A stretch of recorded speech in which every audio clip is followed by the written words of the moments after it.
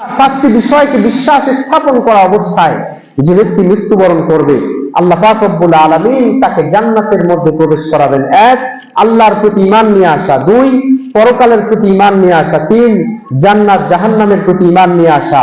চার, মৃত্যুর পরে পুনরায় উদিত হওয়ার প্রতি বিশ্বাস স্থাপন করা। পাঁচ, কিয়ামতের দিবসের হিসাব নিকাশের প্রতি যারা বিশ্বাস স্থাপন করে, আল্লাহ পাক রব্বুল আলামিন তাদেরকে জান্নাতের মধ্যে প্রবেশ করাবেন। প্রিয় উপস্থিতি, এই আমলগুলো আপনি আমি করি, আল্লাহ আমাদের মিজানের পাল্লাকে ভারী করবেন। এরপরে যে আমলগুলো আপনার আমার মিজানের পাল্লাকে ভারী করবে, তার মধ্যে থেকে আরেকটি হচ্ছে সৎ ব্যবহার করা, মানুষের সাথে সৎ আচরণ করা। খারাপের প্রতিশোধ সবসময় খারাপের মাধ্যমে না দিয়ে বরং ভালো আচরণের মাধ্যমে দেওয়া, এটি হচ্ছে মিজানের পাল্লাকে কাল কঠিন কিয়ামতের দিনে ভারী করবেন। 7 নম্বর যে বিষয়, সেটি হচ্ছে নীরবতা অবলম্বন করা। আমরা সুযোগ পেলেই বেশি বেশি কথা বলা শুরু করে দেই। রাসূল সাল্লাল্লাহু আলাইহি ওয়াসাল্লাম বলেছেন, নীরবতা অবলম্বন করার ব্যাপারে তিনি উৎসাহ দিয়েছেন।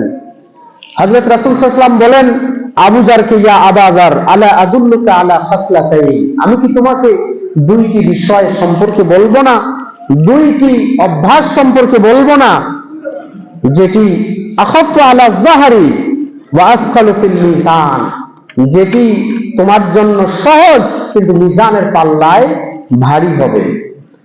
আল্লাহ রাসূল সাল্লাল্লাহু আলাইহি ওয়াসাল্লাম বললেন, তুলুস সামতি ওয়া হুসনুল খুলুক, অভ্যাস হচ্ছে চুপ থাকা আর মানুষের সাথে সৎ আচরণ করা। যারা চুপ থাকার অভ্যাস করে নিতে পেরেছে, মিজানের পাল্লা তাদের ভারী হবে। যারা মানুষের সাথে সৎ ব্যবহার করা শিখে গেছে, মিজানের পাল্লা তাদের ভারী হবে। আল্লাহ আমাদের সকলকেই এই বিষয়গুলো বোঝার তৌফিক দান করুন, আল্লাহুম্মা আমিন।